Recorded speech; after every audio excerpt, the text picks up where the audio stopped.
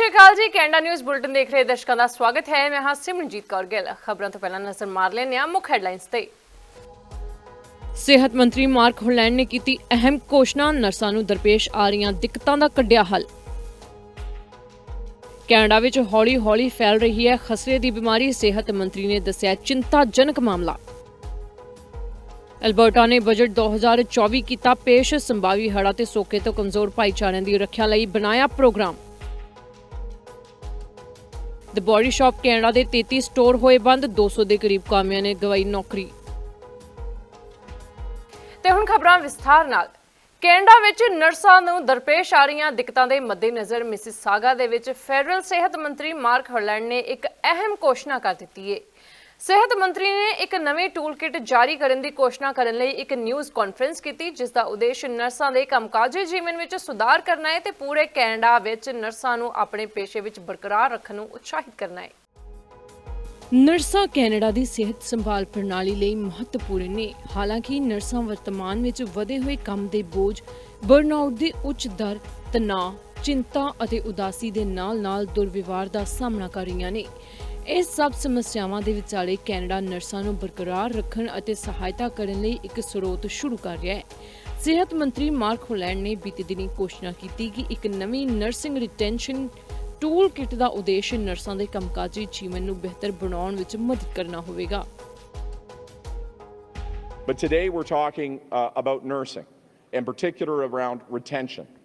You know, we're doing extraordinary things to recognize foreign credentials, to help bring folks to this country to help. But you can't fix a problem unless you're holding the people you have. And it was said in our discussion earlier how important it is to make sure that that work is joyful. And it hasn't felt joyful for a little while. The amount that's being placed on people's shoulders is incredibly difficult. So we need to change that paradigm in two ways. And part of it is in the nursing retention toolkit that Dr. Chapman has led in consultation with folks across the country to make sure there's a plan, tools, and resources for a coordinated approach where you don't have to reinvent the wheel every time, to know how we can do everything we can to hold on to our best talent. And the second thing is to make sure in the investments we're making with a health with a center of excellence that we're projecting the health needs in the future. So that if you're a young nurse coming into the profession today, you don't face that cycle. Listening to nurses who've been around for 20 and 30 years talking about the ebbs and flows from good times into crisis, back to good times. We can't do that anymore. It's way too damaging. No, we can't predict the next pandemic. We can't predict the next health crisis, but we can ensure the flexibility exists within our system so that it's never in a state of crisis again. Because those who go into health, particularly nurses, go into the joy of service. And the last thing you need to be worrying about when you're worrying about a patient is how are you going to make it through the day? How are you going to be given enough hours to spend with your family? How are you going to be given enough room to continue to have the compassion to be able to care for others if the system isn't caring for you? ਜ਼ਿਕਰਯੋਗ ਹੈ ਕਿ ਇਹ ਯੋਜਨਾ ਕੈਨੇਡੀਅਨਾਂ ਲਈ ਸਿਹਤ ਸੰਭਾਲ ਨੂੰ ਬਿਹਤਰ ਬਣਾਉਣ ਲਈ 10 ਸਾਲਾਂ ਵਿੱਚ ਸਰਕਾਰ ਦੇ $200 ਬਿਲੀਅਨ ਤੋਂ ਵੱਧ ਦੇ ਨਿਵੇਸ਼ ਦਾ ਹਿੱਸਾ ਹੈ। ਕੈਨੇਡਾ ਸਰਕਾਰ ਲੰਬੇ ਸਮੇਂ ਤੋਂ ਚੱਲ ਰਹੀਆਂ ਸਿਹਤ ਕਰਮਚਾਰੀਆਂ ਦੀਆਂ ਚੁਣੌਤੀਆਂ ਦੇ ਹੱਲ ਦੀ ਪਛਾਣ ਕਰਨ ਲਈ ਸੂਬਿਆਂ, ਪ੍ਰਦੇਸ਼ਾਂ ਅਤੇ ਸਿਹਤ ਭਾਈਵਾਲਾਂ ਦੇ ਨਾਲ ਕੰਮ ਕਰਨਾ ਜਾਰੀ ਰੱਖ ਰਹੀ ਹੈ ਤਾਂ ਜੋ ਕੈਨੇਡਾ ਭਰ ਦੀਆਂ ਨਰਸਾਂ ਅਤੇ ਹੋਰ ਸਿਹਤ ਕਰਮਚਾਰੀ ਕੈਨੇਡੀਅਨਾਂ ਨੂੰ ਸਿਹਤਮੰਦ ਅਤੇ ਸੁਰੱਖਿਅਤ ਰੱਖਣ ਦੇ ਆਪਣੇ ਮਹੱਤਵਪੂਰਨ ਕੰਮ ਨੂੰ ਜਾਰੀ ਰੱਖ ਸਕਣ। ਕੈਨੇਡਾ ਦੀਆਂ ਮਿਊਨਿਸਪੈਲਿਟੀਆਂ ਵਿੱਚ ਖਸਰਾ ਹੌਲੀ-ਹੌਲੀ ਫੈਲਦਾ ਜਾ ਰਿਹਾ ਹੈ। ਸਿਹਤ ਅਧਿਕਾਰੀ ਕੈਨੇਡੀਅਨਾਂ ਨੂੰ ਸੁਚੇਤ ਰਹਿਣ ਅਤੇ ਆਪਣੇ ਟੀਕੇ ਨੂੰ ਅਪ ਟੂ ਡੇਟ ਰੱਖਣ ਦੀ ਅਪੀਲ ਕਰ ਰਹੇ ਨੇ। ਬੀਤੇ ਦਿਨੀ ਇੱਕ ਮੀਡੀਆ ਕਾਨਫਰੰਸ ਵਿੱਚ ਬੋਲਦਿਆਂ ਸਿਹਤ ਮੰਤਰੀ ਮਾਰਕ ਹੋਲੈਂਡ ਨੇ ਕਿਹਾ ਕਿ ਉਹ ਵਿਸ਼ਵ ਵਿਆਪੀ ਖਸਰੇ ਦੇ ਪ੍ਰਕੋਪ ਅਤੇ ਕੈਨੇਡਾ ਉੱਤੇ ਇਸ ਦੇ ਸੰਭਾਵੀ ਪ੍ਰਭਾਵਾਂ ਨੂੰ ਲੈ ਕੇ ਡੂੰਘੇ ਚਿੰਤਿਤ ਨੇ।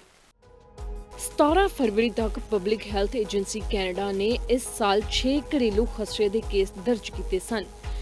ਡੇਟਾ ਦੇ ਵਿੱਚ ਦਰਜ ਕੀਤੇ ਗਏ ਆંકੜਿਆਂ ਦੇ ਮੁਤਾਬਿਕ ontario, ਕਿਊਬਿਕ ਅਤੇ ਬ੍ਰਿਟਿਸ਼ ਕੋਲੰਬੀਆ ਦੇ ਵਿੱਚ ਵਧੇਰੇ ਕੇਸ ਰਿਪੋਰਟ ਕੀਤੇ ਗਏ ਨੇ। ਖਸਰਾ ਇੱਕ ਬਹੁਤ ਜ਼ਿਆਦਾ ਛੂਤ ਵਾਲੀ ਵਾਇਰਲ ਰੋਗ ਹੈ। ਲੱਛਣਾਂ ਦੇ ਵਿੱਚ ਧੱਫੜ, ਬੁਖਾਰ, ਖੰਘ ਤੇ ਥਕਾਵਟ ਸ਼ਾਮਿਲ ਹੈ। ਪਬਲਿਕ ਹੈਲਥ ਏਜੰਸੀ ਕੈਨੇਡਾ ਦੇ ਅਨੁਸਾਰ ਇਹ ਗੰਭੀਰ ਪੇਚੀਦਗੀਆਂ ਜਿਵੇਂ ਕਿ ਬੌਲੇਪਨ ਅਤੇ ਦਿਮਾਗ ਨੂੰ ਨੁਕਸਾਨ ਪਹੁੰਚਾ ਸਕਦਾ ਹੈ ਤੇ ਕੁਝ ਮਾਮਲਿਆਂ ਦੇ ਵਿੱਚ ਘਾਤਕ ਹੋ ਸਕਦਾ ਹੈ। ਅਜਿਹੇ ਵਿੱਚ ਸਿਹਤ ਮੰਤਰੀ ਦੇ ਵੱਲੋਂ ਚੇਤਾਵਨੀ ਦਿੱਤੀ ਗਈ ਹੈ। Well, I'm deeply concerned with the outbreak that we're seeing of measles, and frankly, we're seeing a lot of illness that was almost rendered non-existent starting to come back because of vaccine hesitancy. We have to depoliticize health information. We have to be a society that follows a science and evaluation. And so that's a role, you know, for what I think for Ikra, Ruby, and Sonia that we think about every day. How do we take us out of health information? You know, there should be no partisanship in following the best health advice that's rooted in science and evidence. And we can see, because there was a debate around vaccines, and this was frustrating, and I know it was for a lot of healthcare workers, talking to folks and say, well, you know, I don't see measles, mumps, rubella, I don't see these things, so, you know, we don't really need a vaccine. Not understanding the reason we don't have them is because we have a vaccine. The vaccines that happened during the pandemic, whether or not they're mRNA or not, are a miracle of science. They saved tens of millions of lives. And so the fact that that's been politicized is deeply concerning, and we're seeing the effect of that. So first and foremost, I want to take myself out of that conversation and just really refer people to their health professional, to their health teams, to their doctor, to the nurses to talk about making an informed choice for their health, and just ask folks to keep their vaccines up to date, because the consequence of not doing that can be potentially disastrous to the health of them as an individual and to communities as a whole. ਖਸਰਾ ਸਭ ਤੋਂ ਵੱਧ ਸੰਚਾਰਿਤ ਛੂਤ ਦੀਆਂ ਬਿਮਾਰੀਆਂ ਵਿੱਚੋਂ ਇੱਕ ਹੈ ਅਤੇ ਜੇਕਰ ਉਹ ਸੰਵੇਦਨਸ਼ੀਲ ਹੋਣ ਤਾਂ ਇਹ ਬਹੁਤ ਆਸਾਨੀ ਦੇ ਨਾਲ ਇੱਕ ਦੂਜੇ ਦੇ ਵਿੱਚ ਫੈਲ ਸਕਦੇ ਨੇ। ਖਸਰੇ ਦੇ ਵਿਰੁੱਧ ਸਭ ਤੋਂ ਵਧੀਆ ਇਲਾਜ ਹੈ ਟੀਕਾਕਰਨ। ਖਸਰੇ ਵਾਲੇ ਟੀਕੇ ਦੀਆਂ 2 ਖੁਰਾਕਾਂ 100% ਪ੍ਰਭਾਵਸ਼ਾਲੀ ਹੋ ਸਕਦੀਆਂ ਨੇ। ਜ਼ਿਕਰਯੋਗ ਹੈ ਕਿ ਪਬਲਿਕ ਹੈਲਥ ਏਜੰਸੀ ਕੈਨੇਡਾ ਮੁਤਾਬਿਕ ਪੂਰੀ ਤਰ੍ਹਾਂ ਸੁਰੱਖਿਅਤ ਰਹਿਣ ਲਈ ਬਾਲਗਾਂ ਤੇ ਬੱਚਿਆਂ ਦੋਵਾਂ ਨੂੰ ਖਸਰੇ ਦੀ ਵੈਕਸੀਨ ਦੀਆਂ 2 ਖੁਰਾਕਾਂ ਪ੍ਰਾਪਤ ਕਰਨ ਦੀ ਲੋੜ ਹੁੰਦੀ ਹੈ। ਖਸਰੇ ਵਾਲੀ ਵੈਕਸੀਨ ਦੀ ਪਹਿਲੀ ਖੁਰਾਕ ਆਮ ਤੌਰ ਤੇ 12 ਮਹੀਨਿਆਂ ਦੀ ਉਮਰ ਵਿੱਚ ਬੱਚਿਆਂ ਨੂੰ ਦਿੱਤੀ ਜਾਂਦੀ ਹੈ। ਦੂਜੀ ਖੁਰਾਕ ਆਮ ਤੌਰ ਤੇ 18 ਮਹੀਨਿਆਂ ਦੀ ਉਮਰ ਜਾਂ 4 ਤੋਂ 6 ਸਾਲ ਦੀ ਉਮਰ ਦੇ ਵਿਚਾਲੇ ਦਿੱਤੀ ਜਾਂਦੀ ਹੈ। ਅਲਬਰਟਾ ਦੇ ਵਾਤਾਵਰਣ ਮੰਤਰੀ ਅਤੇ ਵਿੱਤ ਮੰਤਰੀ ਨੇ ਬਜਟ 2024 ਵਿੱਚ ਘੋਸ਼ਿਤ ਕੀਤੇ ਗਏ ਇੱਕ ਨਵੇਂ ਪ੍ਰੋਗਰਾਮ ਨੂੰ ਉਜਾਗਰ ਕਰਨ ਲਈ ਕੈਲਗਰੀ ਵਿੱਚ ਇੱਕ ਨਿਊਜ਼ ਕਾਨਫਰੰਸ ਕੀਤੀ। ਸੰਭਾਵੀ ਹੜ੍ਹਾਂ ਅਤੇ ਸੋਕੇ ਤੋਂ ਕਮਜ਼ੋਰ ਭਾਈਚਾਰਿਆਂ ਦੀ ਰੱਖਿਆ ਕਰਨ ਦੇ ਉਦੇਸ਼ ਨਾਲ ਇਹ ਪ੍ਰੋਗਰਾਮ ਬਣਾਇਆ ਗਿਆ। $125 ਮਿਲੀਅਨ ਦੀ ਪਹਿਲਕਦਮੀ ਪ੍ਰੋਜੈਕਟਾਂ ਦੇ ਡਿਜ਼ਾਈਨ ਅਤੇ ਸਥਾਪਨਾ ਵਿੱਚ ਸਹਾਇਤਾ ਕਰੇਗੀ, ਜੋ ਭਵਿੱਖ ਵਿੱਚ ਹੜ੍ਹਾਂ ਤੇ ਸੋਕੇ ਦੀਆਂ ਘਟਨਾਵਾਂ ਦੀ ਸਥਿਤੀ ਵਿੱਚ ਨਗਰਪਾਲਿਕਾਵਾਂ ਦੇ ਨਾਜ਼ੁਕ ਬੁਨਿਆਦੀ ਢਾਂਚੇ ਦੀ ਰੱਖਿਆ ਕਰਨਗੇ। ਅਲਬਰਟਾ ਸਰਕਾਰ ਦਾ ਕਹਿਣਾ ਹੈ ਕਿ ਉਹ ਸੂਬੇ ਭਰ ਦੀਆਂ ਮਿਊਨਿਸਪੈਲਿਟੀਆਂ ਅਤੇ ਆਦੀਵਾਸੀ ਭਾਈਚਾਰਿਆਂ ਦੀਆਂ ਅਰਜ਼ੀਆਂ ਨੂੰ ਸਵੀਕਾਰ ਕਰੇਗੀ ਜੋ ਹੜ੍ਹਾਂ ਅਤੇ ਸੋਕੇ ਤੋਂ ਬਚਾਉਣ ਵਾਲੇ ਪ੍ਰੋਜੈਕਟਾਂ ਦਾ ਡਿਜ਼ਾਈਨ ਅਤੇ ਨਿਰਮਾਣ ਕਰਨਾ ਚਾਹੁੰਦੇ ਨੇ। ਇਸ ਨੂੰ ਇਸ ਸਾਲ ਦੇ ਅੰਤ ਦੇ ਵਿੱਚ ਲਾਂਚ ਕਰਨ ਦੀ ਉਮੀਦ ਹੈ। ਪ੍ਰੋਜੈਕਟ ਵਾਸਤੇ ਸਾਲ 2024 ਅਤੇ 25 ਤੋਂ ਸਾਲ 2028 ਅਤੇ 29 ਤੱਕ ਪ੍ਰਤੀ ਸਾਲ $25 ਮਿਲੀਅਨ ਅਲਾਟ ਕੀਤੇ ਜਾਣਗੇ ਅਤੇ ਇਸ ਦੀ ਵਰਤੋਂ ਹੋਰ ਪ੍ਰੋਜੈਕਟਾਂ ਦੇ ਨਾਲ-ਨਾਲ ਬਰਮਾ ਹੜ੍ਹਾਂ ਦੀਆਂ ਕੰਧਾਂ ਅਤੇ ਬੈਂਕ ਸੁਰੱਖਿਆ ਦੇ ਵਿਕਾਸ ਲਈ ਕੀਤੀ ਜਾ ਸਕਦੀ ਹੈ। ਇਹ ਅਲਬਰਟਾ ਕਮਿਊਨਿਟੀ ਰੈਜ਼ੀਲੀਐਂਸ ਪ੍ਰੋਗਰਾਮ ਤੋਂ ਬਾਅਦ ਤਿਆਰ ਕੀਤਾ ਗਿਆ ਹੈ। ਪਹਿਲ ਕਦਮੀ ਲਈ ਪੈਸਾ ਪਿਛਲੇ ਹਫ਼ਤੇ ਦੇ ਸੂਬਾਈ ਬਜਟ ਦੇ ਵਿੱਚ ਐਲਾਨ ਕੀਤਾ ਗਿਆ ਹੈ। Albertans understand all too well the devastating impacts that droughts and floods have on our homes, businesses, and critical infrastructure. And of course, the dangers that it poses to the safety of individuals and families in every corner of our province. But our province does not back down from a challenge. Albertans are innovators and problem solvers who, when they see a problem, roll up their sleeves and get to work. And that's exactly what we're doing here today. We know that communities have great ideas on projects to make them drought and flood proof, but building this infrastructure, of course, is costly, and municipalities and Indigenous communities are already struggling with inflation, the federal carbon tax, and rising energy costs. That's why we're launching the Drought and Flood Protection Program to help communities build the infrastructure that they need to keep their people safe. We're doing this through local grants because we know that needs differ from region to region and town to town. The budget invests hundreds of millions of dollars in critical infrastructure that will help protect Albertans and their property from extreme natural events and other unexpected harms. In total, we're providing $251 million in capital funding over 3 years for flood and drought mitigation projects. Another $539 million over 3 years will fund municipal and regional wastewater projects, and $418 million in capital funding over 3 years will build up Alberta's infrastructure to manage water, particularly irrigation projects that farmers and agriculture producers rely on. Our aim in Budget 2024 is to ensure that Albertans, including businesses and farmers, will have continued uninterrupted access to water and other essential resources. Albertans' safety and well-being is non-negotiable. Budget 2024 reflects that while making strategic investments to promote the sustainable growth of our province. ਜ਼ਿਕਰਯੋਗ ਹੈ ਕਿ Alberta municipalities ਜੋ Alberta ਦੀਆਂ 260 municipalities ਦੀ ਨੁਮਾਇੰਦਗੀ ਕਰਨ ਵਾਲੀ association ਹੈ ਉਸ ਦੇ ਵੱਲੋਂ ਵੀ ਇਸ ਪ੍ਰੋਗਰਾਮ ਦੀ ਸ਼ੁਰੂਆਤ ਦਾ ਸਵਾਗਤ ਕੀਤਾ ਗਿਆ ਹੈ।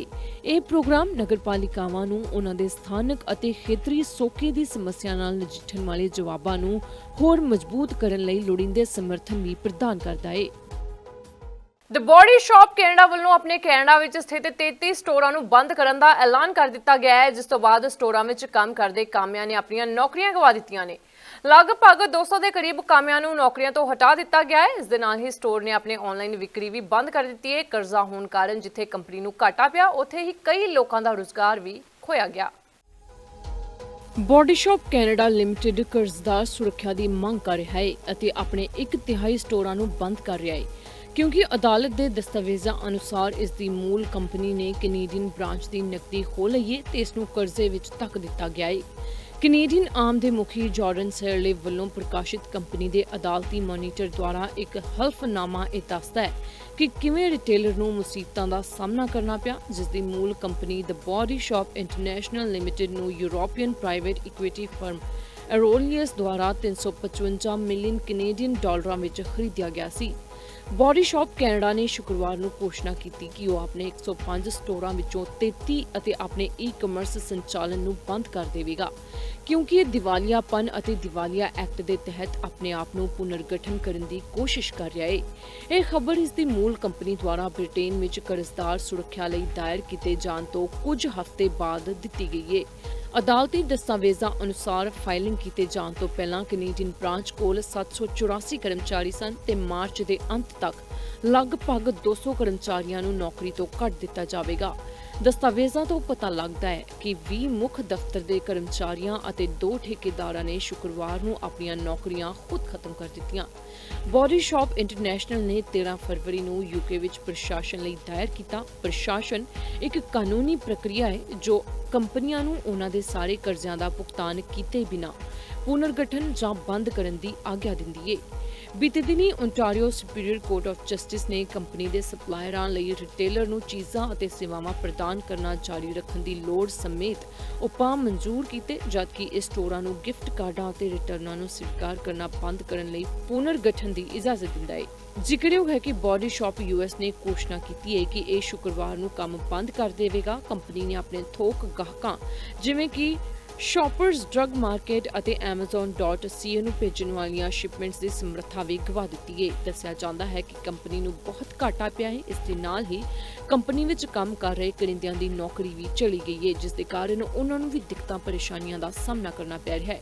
ਦੱਸ ਦਈਏ ਕਿ ਦ ਬੋਡੀ ਸ਼ਾਪ ਕੈਨੇਡਾ ਦੇ ਨਾਲ-ਨਾਲ US ਅਤੇ UK ਦੇ ਵਿੱਚ ਇੱਕ ਬਹੁਤ ਵਧੀਆ ਅਤੇ ਪ੍ਰਸਿੱਧ ਬਿਊਟੀ ਬ੍ਰਾਂਡ ਸੀ।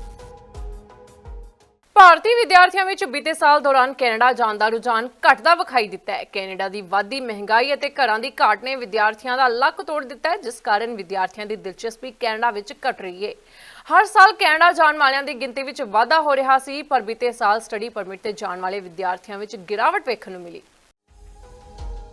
ਭਾਰਤੀ ਵਿਦਿਆਰਥੀਆਂ ਦੀ ਕੈਨੇਡਾ ਜਾਣ ਪ੍ਰਤੀ ਦਿਲਚਸਪੀ ਘਟਦੀ ਜਾ ਰਹੀ ਹੈ। ਹਾਲ ਹੀ ਦੇ ਸਮੇਂ 'ਚ ਹਰ ਸਾਲ ਵਾਧੇ ਤੋਂ ਬਾਅਦ 2022 ਦੇ ਮੁਕਾਬਲੇ 2023 ਵਿੱਚ ਕੈਨੇਡੀਅਨ ਉੱਚ ਸਿੱਖਿਆ ਸੰਸਥਾਵਾਂ ਵਿੱਚ ਸ਼ਾਮਿਲ ਹੋਣ ਲਈ ਭਾਰਤੀਆਂ ਵੱਲੋਂ ਸਟੱਡੀ ਪਰਮਿਟ ਦੀਆਂ ਅਰਜ਼ੀਆਂ ਵਿੱਚ 15% ਤੋਂ ਵੱਧ ਦੀ ਗਿਰਾਵਟ ਵੇਖਣ ਨੂੰ ਮਿਲੀ ਹੈ। ਗਿਰਾਵਟ ਦੀ ਇਸ ਸਥਿਤੀ ਲਈ ਰਿਹਾਇਸ਼ ਦੀ ਸਮਰੱਥਾ ਦੇ ਨਾਲ ਦੋ ਪੱਖੀ ਤਣਾਅ ਦੇ ਅਹਿਮ ਭੂਮਿਕਾ ਨਿਭਾਈ ਹੈ। ਅਰਜ਼ੀਆਂ ਦੇ ਵਿੱਚ ਗਿਰਾਵਟ ਵੀ ਦਰਜ ਕੀਤੀ ਗਈ ਹੈ। ਇਮੀਗ੍ਰੇਸ਼ਨ ਰਿਫਿਊਜ਼ਸ ਅਤੇ ਸਿਟੀਜ਼ਨਸ਼ਿਪ ਕੈਨੇਡਾ ਦੇ ਅੰਕੜਿਆਂ ਅਨੁਸਾਰ 2023 ਲਈ ਅਧਿਐਨ ਪਰਮਿਟ ਅਰਜ਼ੀਆਂ ਪਿਛਲੇ ਸਾਲ 3,63,484 ਤੋਂ ਘਟ ਕੇ 3,07,603 ਰਹਿ ਗਈਆਂ ਨੇ, ਜੋ ਕਿ ਇੱਕ ਸਮੁੱਚਾ ਰਿਕਾਰਡ ਸੀ। ਇਸ ਦੇ ਮੁਕਾਬਲੇ 2021 ਲਈ ਸੰਖਿਆ 20,36,075 ਸੀ। ਇਹ ਕਮੀ 2023 ਦੀ ਆਖਰੀ ਤਿਮਾਹੀ ਵਿੱਚ ਮਹੱਤਵਪੂਰਨ ਸੀ, ਜੋ ਕਿ 2022 ਵਿੱਚ ਦਰਜ 1,19,923 ਤੋਂ ਵੱਧ ਕੇ 42% ਦੀ ਕਮੀ ਦੇ ਨਾਲ 69,203 ਹੋ ਗਈ। ਅਧਿਐਨ ਪਰਮਿਟਾਂ ਦੇ ਵਿੱਚ ਵੀ ਵਾਧਾ ਵੇਖਣ ਨੂੰ ਮਿਲਿਆ ਹੈ, ਜਦਕਿ ਅਰਜ਼ੀਆਂ ਦੀ ਗਿਣਤੀ ਘਟੀ ਹੈ। ਭਾਰਤ ਤੋਂ ਅੰਤਰਰਾਸ਼ਟਰੀ ਵਿਦਿਆਰਥੀਆਂ ਨੂੰ ਜਾਰੀ ਕੀਤੇ ਅਸਲ ਅਧਿਐਨ ਪਰਮਿਟਾਂ ਦੇ ਵਿੱਚ ਵਾਧਾ ਹੋਇਆ ਹੈ। ਉਹ ਪਿਛਲੇ ਸਾਲ 2,25,820 ਦੇ ਮੁਕਾਬਲੇ ਪਿਛਲੇ ਸਾਲ ਰਿਕਾਰਡ 2,78,860 ਤੇ ਪਹੁੰਚ ਗਏ। 2022 ਵਿੱਚ ਜਾਰੀ ਕੀਤੇ ਗਏ ਕੁੱਲ 5,48,720 ਸਟੱਡੀ ਪਰਮਿਟ ਧਾਰਕਾਂ ਵਿੱਚੋਂ 41% ਤੋਂ ਵੱਧ ਅਤੇ 2023 ਵਿੱਚ 6,84,385 ਭਾਰਤੀ ਵਿਦਿਆਰਥੀ ਸ਼ਾਮਿਲ ਸਨ। ਭਾਰਤ ਦੇ ਹਾਈ ਕਮਿਸ਼ਨ ਨੇ ਅੰਦਾਜ਼ਾ ਲਗਾਇਆ ਹੈ ਕਿ ਇਸ ਸਮੇਂ ਕੈਨੇਡਾ ਵਿੱਚ ਦੇਸ਼ ਦੇ ਲਗਭਗ 3 ਲੱਖ ਅੰਤਰਰਾਸ਼ਟਰੀ ਵਿਦਿਆਰਥੀ ਨੇ। ਸੰਖਿਆ ਨੇ 2024 ਵਿੱਚ ਹੋਰ ਪ੍ਰਭਾਵਿਤ ਹੋਣ ਦੀ ਸੰਭਾਵਨਾ ਹੈ। 2023 ਦੇ ਦੂਜੇ ਅੱਧ ਵਿੱਚ ਅਰਜ਼ੀਆਂ ਘਟਣੀਆਂ ਸ਼ੁਰੂ ਹੋ ਰਹੀਆਂ ਨੇ। ਮੁੱਖ ਤੌਰ ਤੇ ਰਿਹਾਇਸ਼ ਨੂੰ ਲੈ ਕੇ ਚਿੰਤਾਵਾਂ ਨੇ, ਕਿਉਂਕਿ ਕੈਨੇਡਾ ਵਿੱਚ ਆਸਟ੍ਰੇਲੀਆ ਦੀਆਂ ਕੀਮਤਾਂ ਵਿੱਚ ਭਾਰੀ ਵਾਧਾ ਹੋਇਆ ਹੈ। ਦੂਜੇ ਪਾਸੇ ਸਤੰਬਰ ਦੇ ਵਿੱਚ ਹਾਊਸ ਆਫ ਕਾਮਨਜ਼ ਵਿੱਚ ਕੈਨੇਡੀਅਨ ਪ੍ਰਧਾਨ ਮੰਤਰੀ ਜਸਟਿਨ ਟਰੂਡੋ ਦੇ ਬਿਆਨ ਤੋਂ ਬਾਅਦ ਦੁਵੱਲੇ ਸੰਬੰਧਾਂ ਦੇ ਵਿੱਚ ਠੰਡਕ ਹੋਰ ਵੀ ਵੱਧ ਗਈ। ਇਹ ਸੰਖਿਆ 2024 ਵਿੱਚ ਹੋਰ ਪ੍ਰਭਾਵਿਤ ਹੋ ਸਕਦੀ ਹੈ, ਕਿਉਂਕਿ ਕੈਨੇਡੀਅਨ ਸਰਕਾਰ ਪਿਛਲੇ ਸਾਲ 1 ਮਿਲੀਅਨ ਦੇ ਆંકੜੇ ਨੂੰ ਪਾਰ ਕਰਨ ਵਾਲੇ ਅੰਤਰਰਾਸ਼ਟਰੀ ਵਿਦਿਆਰਥੀਆਂ ਦੇ ਰੁਝਾਨ ਨੂੰ ਰੋਕਣ ਲਈ ਉਪਾਅ ਲਾਗੂ ਕਰਨ ਜਾ ਰਹੀ ਹੈ। ਜਨਵਰੀ ਵਿੱਚ ਆਟਵਾ ਨੇ ਇੱਕ ਇਨਟੇਕ ਕੈਪ ਦੀ ਘੋਸ਼ਣਾ ਕੀਤੀ, ਜਿਸ ਦੇ ਨਤੀਜੇ ਵਜੋਂ 2023 ਦੇ ਮੁਕਾਬਲੇ ਇਸ ਸਾਲ 35% ਦੀ ਕਮੀ ਹੋਣ ਦੀ ਉਮੀਦ ਹੈ। ਕੈਨੇਡਾ ਦੇ ਇਮੀਗ੍ਰੇਸ਼ਨ, ਸ਼ਰਨਾਰਥੀ ਅਤੇ ਸਿਟੀਜ਼ਨਸ਼ਿਪ ਮੰਤਰੀ ਮਾਰਕ ਮਿਲਰ ਦੁਆਰਾ ਇਹ ਐਲਾਨ ਕੀਤਾ ਗਿਆ ਸੀ, ਜਿਸ ਨੇ ਕਿਹਾ ਕਿ ਆਰਜ਼ੀ ਕੈਪ 2 ਸਾਲਾਂ ਲਈ ਰੱਖੀ ਜਾਵੇਗੀ ਅਤੇ 2025 ਲਈ ਕੈਪ ਦਾ ਇਸ ਸਾਲ ਦੇ ਅੰਤ ਵਿੱਚ ਮੁੜ ਮੁਲਾਂਕਣ ਕੀਤਾ ਜਾਵੇਗਾ। ਜ਼ਿਕਰਯੋਗ ਹੈ ਕਿ ਕੈਨੇਡਾ ਜਾ ਰਹੇ ਭਾਰਤੀ ਵਿਦਿਆਰਥੀਆਂ ਨੂੰ ਰਹਿਣ ਸਹਿਣ ਦੀ ਸਮੱਸਿਆ ਦੇ ਨਾਲ-ਨਾਲ ਜੌਬ ਦੀ ਸਮੱਸਿਆ ਦਾ ਵੀ ਸਾਹਮਣਾ ਕਰਨਾ ਪੈਂਦਾ ਹੈ, ਜਿਸ ਨੂੰ ਲੈ ਕੇ ਵਿਦਿਆਰਥੀਆਂ ਵਿੱਚ ਕਾਫੀ ਚਿੰਤਾ ਵੇਖਣ ਨੂੰ ਮਿਲਦੀ ਹੈ। ਬੀਤੇ ਦਿਨਾਂ ਤੋਂ ਭਾਰੀ ਬਰਫ਼ਬਾਰੀ ਦੇ ਕਾਰਨ ਆਮ ਜਨਜੀਵਨ ਪ੍ਰਭਾਵਿਤ ਹੋ ਰਿਹਾ ਹੈ। ਕਈ ਸੜਕਾਂ ਬੰਦ ਨੇ ਤੇ ਕਈ ਆਵਾਜਾਈ ਵਾਸਤੇ ਸੁਰੱਖਿਅਤ ਨਹੀਂ ਹਨ। ਅਜਿਹੇ ਵਿੱਚ ਬੀਤੇ ਦਿਨੀ ਸਕੂਲ ਬੰਦ ਕਰ ਦਿੱਤੇ ਗਏ ਸਨ, ਪਰ ਅੱਜ ਸਕੂਲ ਖੋਲੇ ਜਾ ਰਹੇ ਨੇ। ਬੱਸ ਡਿਵੀਜ਼ਨਾਂ ਬੰਦ ਨੇ। ਮੈਨੀਟੋਬਾ ਵਿੱਚ ਘੱਟੋ-ਘੱਟ 2 ਸਕੂਲੀ ਡਿਵੀਜ਼ਨਾਂ ਨੇ ਬੱਸ ਸੇਵਾ ਨੂੰ ਰੱਦ ਕਰ ਦਿੱਤਾ ਹੈ। ਲੋਕ ਹਜੇ ਵੀ ਬਰਫ਼ ਦੇ ਨਾਲ ਨਜਿੱਠਣ ਲਈ ਕਈ ਹੀਲੇ ਕਰ ਰਹੇ ਨੇ। ਦੱਖਣ ਪੱਛਮੀ ਮੈਨੀਟੋਬਾ ਵਿੱਚ ਘੱਟੋ-ਘੱਟ 2 ਸਕੂਲੀ ਡਿਵੀਜ਼ਨਾਂ ਮੰਗਲਵਾਰ ਨੂੰ ਬੱਸ ਸੇਵਾ ਨੂੰ ਰੱਦ ਕਰ ਰਹੀਆਂ ਨੇ, ਕਿਉਂਕਿ ਲੋਕ ਸਰਦੀਆਂ ਦੇ ਤੂਫਾਨ ਤੋਂ ਬਾਅਦ ਨਜਿੱਠਣ ਦੀ ਕੋਸ਼ਿਸ਼ ਕਰ ਰਹੇ ਨੇ ਤੇ ਬਹੁਤ ਸਾਰੇ ਖੇਤਰਾਂ ਦੇ ਵਿੱਚ ਹਜੇ ਵੀ ਬਰਫ਼ ਜੰਮੀ ਹੋਈ ਹੈ। ਮੰਗਲਵਾਰ ਯਾਨੀ ਕਿ ਅੱਜ ਪਾਰਕ ਵੈਸਟ ਸਕੂਲ ਡਿਵੀਜ਼ਨ ਵਿੱਚ ਸਕੂਲ ਖੁੱਲੇ ਰਹਿਣਗੇ, ਪਰ ਬੱਸਾਂ ਨੂੰ ਰੱਦ ਕਰ ਦਿੱਤਾ ਜਾਵੇਗਾ। ਡਿਵੀਜ਼ਨ ਨੇ ਸੋਮਵਾਰ ਦੇਰ ਰਾਤ ਇੱਕ ਈਮੇਲ ਦੇ ਵਿੱਚ ਇਹ ਜਾਣਕਾਰੀ ਸਾਂਝੀ ਕੀਤੀ ਸੀ। ਰੋਲਿੰਗ ਰਿਵਰ ਸਕੂਲ ਡਿਵੀਜ਼ਨ ਦਾ ਕਹਿਣਾ ਹੈ ਕਿ ਇਸ ਦੇ ਕਮਿਊਨਿਟੀ ਸਕੂਲ ਮੰਗਲਵਾਰ ਨੂੰ ਖੁੱਲੇ ਰਹਿਣਗੇ, ਪਰ ਬੱਸਾਂ ਰੱਦ ਕਰ ਦਿੱਤੀਆਂ ਜਾਣਗੀਆਂ। ਡਿਵੀਜ਼ਨ ਨੇ ਅੱਗੇ ਇਹ ਵੀ ਜਾਣਕਾਰੀ ਦਿੱਤੀ ਕਿ ਕਲੋਨੀ ਸਕੂਲ ਬੰਦ ਕਰ ਦਿੱਤੇ ਜਾਣਗੇ। ਸਕੂਲ ਦੀਆਂ ਦੋਵੇਂ ਡਿਵੀਜ਼ਨਾਂ ਨੇ ਬੱਸ ਸੇਵਾ ਨੂੰ ਰੱਦ ਕਰਨ ਲਈ ਬਰਫ਼ਬਾਰੀ, ਇਕੱਠੀ ਹੋਣ ਅਤੇ ਸੜਕਾਂ ਦੀ ਮਾੜੀ ਸਥਿਤੀ ਦਾ ਹਵਾਲਾ ਦਿੱਤਾ ਹੈ। ਭਾਰੀ ਬਰਫ਼ਬਾਰੀ ਐਤਵਾਰ ਨੂੰ ਸ਼ੁਰੂ ਹੋਈ ਸੀ ਅਤੇ ਸੋਮਵਾਰ ਸਵੇਰ ਤੱਕ ਬ੍ਰੈਂਡਨ ਦੇ ਵਿਖੇ 22 ਤੋਂ 29 ਸੈਂਟੀਮੀਟਰ ਤੱਕ ਬਰਫ਼ਬਾਰੀ ਪਹੁੰਚ ਚੁੱਕੀ ਸੀ। ਵਾਤਾਵਰਣ ਕੈਨੇਡਾ ਨੇ ਇਹ ਜਾਣਕਾਰੀ ਸਾਂਝੀ ਕੀਤੀ ਹੈ।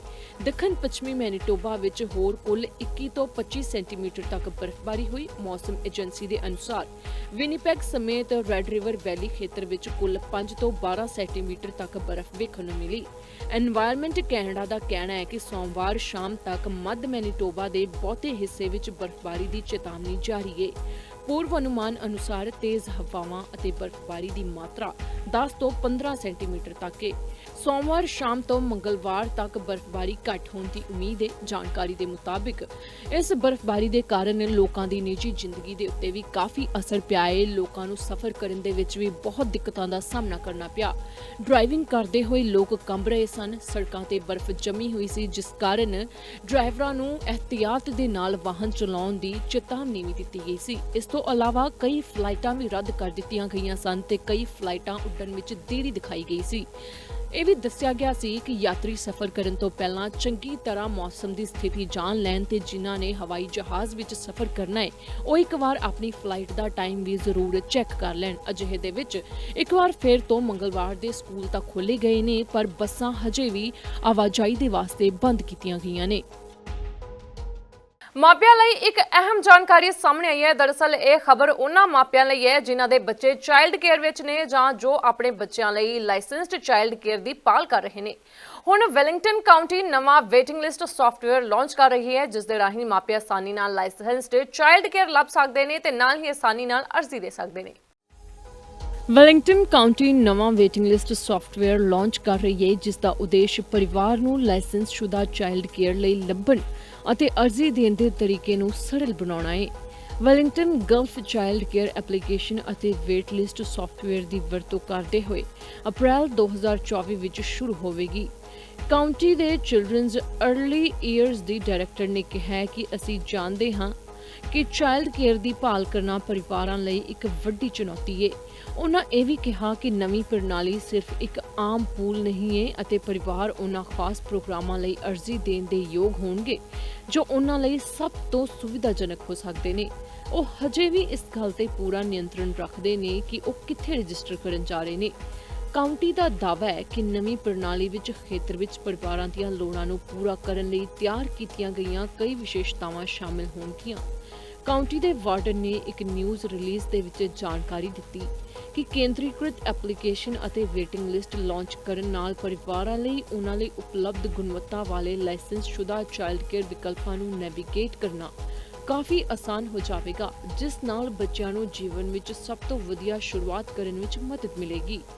ਸਿਸਟਮ ਵਿੱਚ ਮਲਟੀ ਪ੍ਰੋਗਰਾਮਡ ਐਪਲੀਕੇਸ਼ਨ, ਵਿਆਪਕ ਸਰਚ ਟੂਲ, ਲਚਕਦਾਰ ਪਹੁੰਚ, ਵਿਸਤ੍ਰਿਤ ਸੁਰੱਖਿਆ ਅਤੇ ਵਿੱਤੀ ਅਤੇ ਵਿਸ਼ੇਸ਼ ਲੋੜਾਂ ਦੀ ਸਹਾਇਤਾ ਜਾਣਕਾਰੀ ਸ਼ਾਮਿਲ ਹੋਵੇਗੀ। ਕੌਂਸਲਰ ਡੇਵਿਡ ਐਂਡਰਸਨ ਨੇ ਕਿਹਾ ਕਿ ਇਹ ਪਹਿਲਕਦਮੀ ਸਹੂਲਤ ਤੋਂ ਵੱਧ ਹੈ।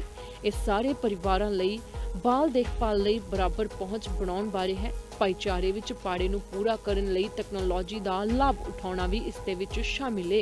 ਕਾਉਂਟੀ ਨੇ ਵੈਬਸਾਈਟ ਦੇ ਉੱਤੇ ਇਹ ਜਾਣਕਾਰੀ ਸਾਂਝੀ ਕੀਤੀ ਹੈ ਕਿ ਜਿਹੜੇ ਲੋਕ ਪਹਿਲਾਂ ਹੀ ਵੇਟਿੰਗ ਲਿਸਟ ਦੇ ਵਿੱਚ ਸਨ, ਨਵਾਂ ਸਿਸਟਮ ਸ਼ੁਰੂ ਹੋਣ ਤੋਂ ਬਾਅਦ ਉਹ ਆਪਣੀ ਥਾਂ ਨਹੀਂ ਗਵਾਉਣਗੇ। ਕਾਉਂਟੀ ਇਹ ਯਕੀਨੀ ਬਣਾਉਣ ਲਈ ਚਾਈਲਡ ਕੇਅਰ ਆਪਰੇਟਰਾਂ ਨਾਲ ਕੰਮ ਕਰ ਰਹੀ ਹੈ ਕਿ ਲਾਇਸੈਂਸਸ਼ੁਦਾ ਚਾਈਲਡ ਕੇਅਰ ਸੈਂਟਰਾਂ ਅਤੇ ਅਧਿਕਾਰਿਤ ਮਨੋਰੰਜਨ ਪ੍ਰੋਗਰਾਮਾਂ ਲਈ ਤੁਹਾਡੀ ਸ਼ੁਰੂਆਤੀ ਚਾਈਲਡ ਕੇਅਰ ਬਿਨੇ ਪੱਤਰ ਤੇ ਦਿੱਤੀ ਗਈ ਜਾਣਕਾਰੀ ਨੂੰ ਕੇਂਦਰੀਕ੍ਰਿਤ ਉਡੀਕ ਸੂਚੀ ਵਿੱਚ ਤਬਦੀਲ ਕਰ ਦਿੱਤਾ ਜਾਵੇਗਾ। ਜ਼ਿਕਰਯੋਗ ਹੈ ਕਿ ਕੈਨੇਡਾ ਭਰ ਦੇ ਵਿੱਚ ਅਜਿਹੇ ਕਈ ਪਰਿਵਾਰ ਨੇ ਜੋ ਬੱਚਿਆਂ ਦੀ ਦੇਖਭਾਲ ਨੂੰ ਲੈ ਕੇ ਚਿੰਤਿਤ ਨੇ ਅਤੇ ਲਾਇਸੈਂਸਡ ਚਾਈਲਡ ਕੇਅਰ ਸੈਂਟਰਾਂ ਦੇ ਉੱਤੇ ਨਿਰਭਰ ਕਰਦੇ ਨੇ। ਅਜਿਹੇ ਦੇ ਵਿੱਚ ਇਹ ਵੀ ਪਰਿਵਾਰਾਂ ਦੀ ਇੱਕ ਬੁਨਿਆਦੀ ਲੋੜ ਬਣ ਕੇ ਰਹਿ ਗਿਆ ਹੈ ਜੋ ਬੱਚੇ ਦੇ ਪੈਦਾ ਹੋਣ ਤੋਂ ਲੈ ਕੇ ਉਸਦੇ ਵੱਡੇ ਹੋਣ ਤੱਕ ਉਸਦੀ ਸਾਰੀ ਜ਼ਿੰਮੇਵਾਰੀ ਨਿਭਾਉਂਦਾ ਹੈ ਅਤੇ ਬੱਚੇ ਨੂੰ ਵਧਣ ਫੁੱਲਣ ਦੇ ਵਿੱਚ ਸਹਾਇਤਾ ਪ੍ਰਦਾਨ ਕਰਦਾ ਹੈ। ਬੱਚੇ ਦੇ ਸ਼ੁਰੂਆਤੀ ਜੀਵਨ ਦੇ ਵਿੱਚ ਜੋ ਕੁਝ ਵੀ ਬੱਚਾ ਸਿੱਖਦਾ ਹੈ ਉਸ ਨੂੰ ਲੈ ਕੇ ਚਾਈਲਡ ਕੇਅਰ ਆਪਣਾ ਅਹਿਮ ਯੋਗਦਾਨ ਨਿਭਾਉਂਦੇ ਨੇ। ਅੱਜ ਦੇ ਕੈਨੇਡਾ ਨਿਊਜ਼ ਬੁਲਟਨ ਵਿੱਚ ਬਸ ਇਨਾ ਹੀ। ਜਾਂਦੇ ਇੱਕ ਵਾਰ ਫਿਰ ਨਜ਼ਰ ਮਾਰ ਲੈਂਦੇ ਹਾਂ ਮੁੱਖ ਹੈਡਲਾਈਨਸ ਤੇ। ਸਿਹਤ ਮੰਤਰੀ ਮਾਰਕ ਹੋਲੈਂਡ ਨੇ ਕੀਤੀ ਅਹਿਮ ਘੋਸ਼ਣਾ, ਨਰਸਾਂ ਨੂੰ ਦਰਪੇਸ਼ ਆ ਰਹੀਆਂ ਦਿੱਕਤਾਂ ਦਾ ਕੱਢਿਆ ਹੱਲ।